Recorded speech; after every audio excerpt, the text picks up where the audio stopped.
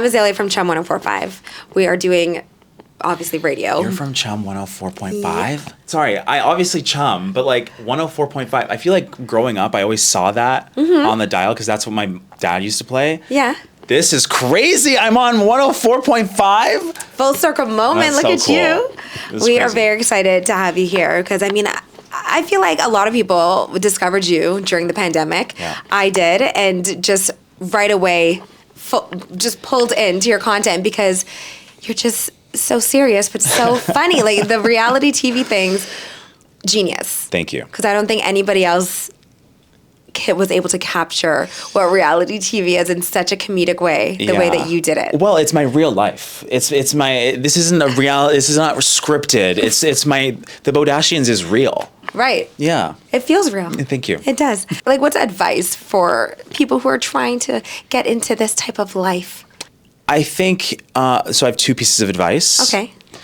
I think my first one is to be polite, which is you'd think is obvious. Right. But I have met people who aren't polite and who are in similar positions and similar rooms that I'm in, and they take a very different route. Right. And I think that being just like remembering to be kind is like so important.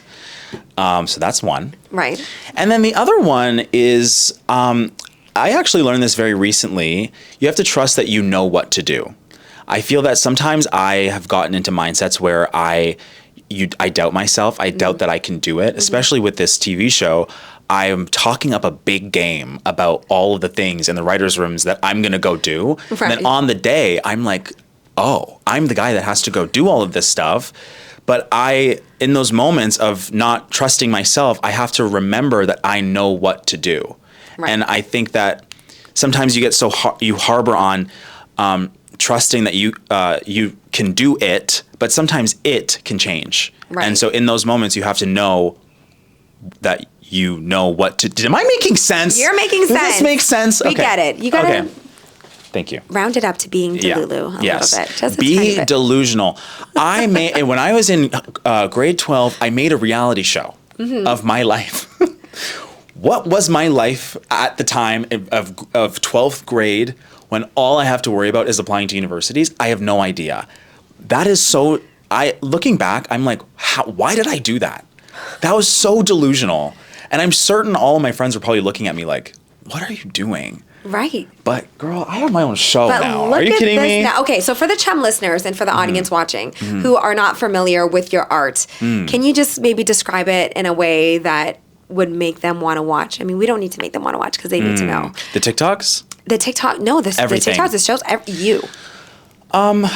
I don't take anything seriously. And it's actually quite challenging for me to take some things seriously. I've had ex-boyfriends that were like, why can't we talk about anything serious? Oh. I'm not that bad. That's a little too toxic. Okay, I was like talking about myself in like the worst way possible here. But I love to just be silly. Like, let's laugh. Like, It's not that serious. I think that one of my guiding principles is it's not that serious. Right. And so I think that sums up my content. It sums up the show. It's not that serious. Right. A lot of these things that we accept as fact, I just laugh at. And reality TV is one of those things. And that was a guiding principle in my content where I was like watching how they edit reality TV shows, how they edit the Real Housewives or the Kardashians. And I'm like, is anybody watching this? Nobody has a conversation that pauses for a whole minute to just look at each other. Right. Like, that's crazy. And so even for this show, it was like taking a lot of those tropes that are alive in some of these genres and kind of turning them on its head, but also just like really playing into a cooking competition genre or playing into a dating genre. Right. The way that they set up dates on dating shows that doesn't happen in real life. The most awkward dates. So like, let's lean into that. Right. So, okay, so talking about your show then, I think that it's a genius concept to put you in all of these different scenarios I mean, these huge names, like a lot from Toronto as well, Nathan Downer, Sandy Ronaldo, Jamal McGlure. Who was your favorite? Who was my okay? That's like Which scenario was your favorite? You're asking me to pick my favorite child. Yeah, because they're all Everyone like has children one. to me. All of these celebrity guests in the show. I don't think it's hard for me to pick a favorite. There are definitely some standouts because all of the episodes were so different. Truly, every celebrity that showed up to do this show, Right. they were playing their own character in a way. They were Yes. the celebrity advisor that guided me along the path of Right. each episode. And they truly showed up to do an amazing job. I think looking back, the ones that stand out are Lynn Crawford from the cooking episode. Yes. Chef Lynn Crawford. She would kill me if she heard me say Lynn Crawford.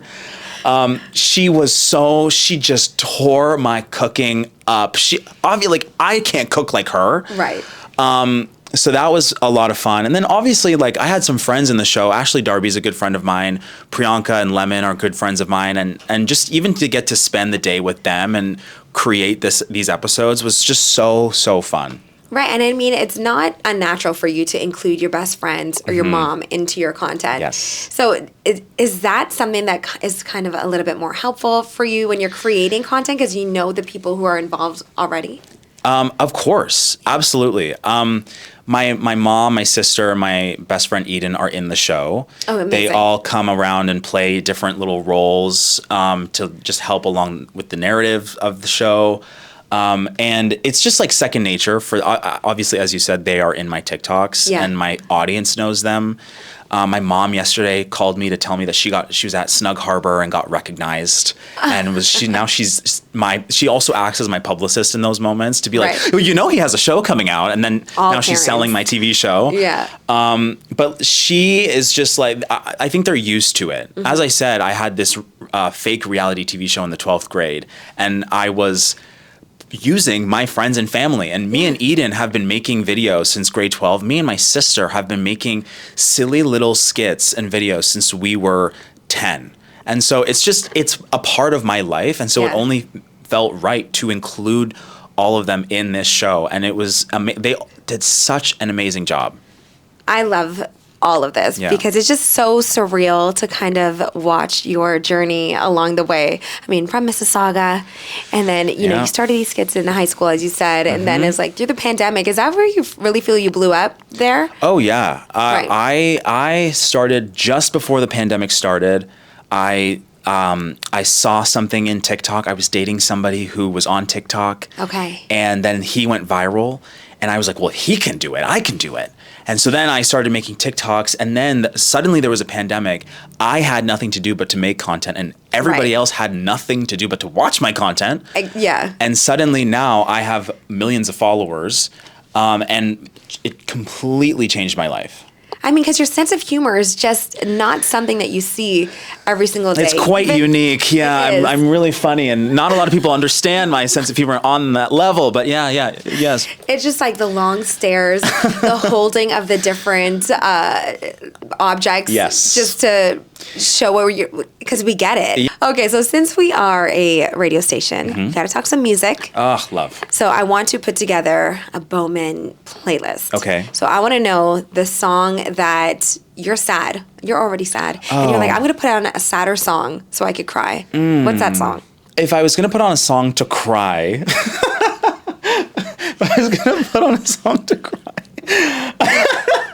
sorry. I would want put you on the floor in puddles. I don't know why that made me laugh so much, but maybe I'd put on Every Time by Britney Spears.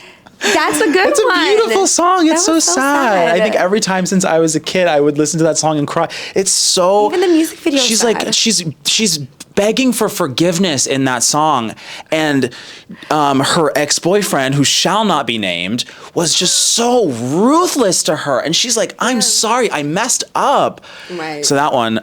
So what's your favorite '90s or your favorite throwback song? Oh my God, that's a huge question. Yeah. That's like all I listen to is like 90s, Me too. 80s, 70s Slow R&B. jams. Okay. Favorite throwback song is He Wasn't Man Enough for Me. Okay. Tony Braxton. Tony Braxton. Also Yeah, maybe phenomenal that's music like video. really good music video. Yes. Or maybe like Aaliyah, Okay. More Than a Woman. Yes. That's a good one too. Okay, favorite road trip song. Favorite road trip song. Oh, I actually just did a little road trip from LA to Palm Springs for Coachella. Okay. And I did it with my boyfriend, and we listened to all of Cowboy Carter, the whole drive, which was like so the perfect place to listen to it. Was like through the desert. For sure. So definitely Bodyguard by Beyonce. Okay. That's a good one. Good one. Yes. Okay, you're spending the summer in Las Vegas. What song is on repeat? Maybe my new song, I Have a Thing, which is coming out in a few weeks. Can we get a little snippet? As much as I'd love to sing it for you right here in this room, the lyrics are. I'll talk a little bit about what the song's about. Please. It's a beautiful song about life. Okay. And it is. It's about the dichotomy of wanting to be in the moment, but experiencing a fleeting chance of leaving, and needing to go at a moment's notice because the vibes simply are not good enough. You need to go because you have a thing. And that is in essence what the song is about. So definitely tune in to follow me on Instagram, and maybe I will one day release the song and think of a release date. But the song is coming. And when CHUM FM wants to play the song, I will definitely send you the WAV file. Thank you. Please do send the WAV file. I will. Okay. Is the song gonna have me like sad and then I want to cry on the floor? Or no? You'll want to cry for other reasons. Just how beautiful it is. Just how gorgeous the instrumental. I wrote and produced it myself. But yeah, it's a moving piece. Truly, I offered the song to Adele, and she said no, it's too emotional. All right, final question. You live here, but you're in Toronto. Who do you want to listen to? What Toronto artist? Me fighting the urge to say Drake. Everybody. You know what? Okay, I have a Toronto artist. My good friend, Alex Porat. She is the cutest little pop star. She has this song called Dimension, which is so good. So yeah, I'm going to go with Alex Porat. Okay. For 10 points. That answer. Is there anything else you want to tell us about Made for TV? Made for TV is so silly. It is so fun. Again, it's not that serious, but it is. And if you're not a Crave subscriber, I hope that you wait until the day before Made for TV comes out and you get a subscription. What you do with that subscription is up to you. It is a recession, but definitely watch the show. Episodes are 25 minutes. You can watch the whole thing in 3 hours. It's like a little movie. 6 episodes, bang, all out. And once you're finished with the show, follow me on TikTok at Bomanizer on all platforms, actually. And then maybe recommend the show to your friends. No, because you know what the thing is that you can't just watch one video. And that's your exactly, personality is addictive. Well, that's exactly how the show feels too. Mm-hmm. These are bites. The 25 minutes. That's you're taking a little bite. Yeah. It's like a little. It's like a little snack. It's like a little cupcake. Right. And so you have to.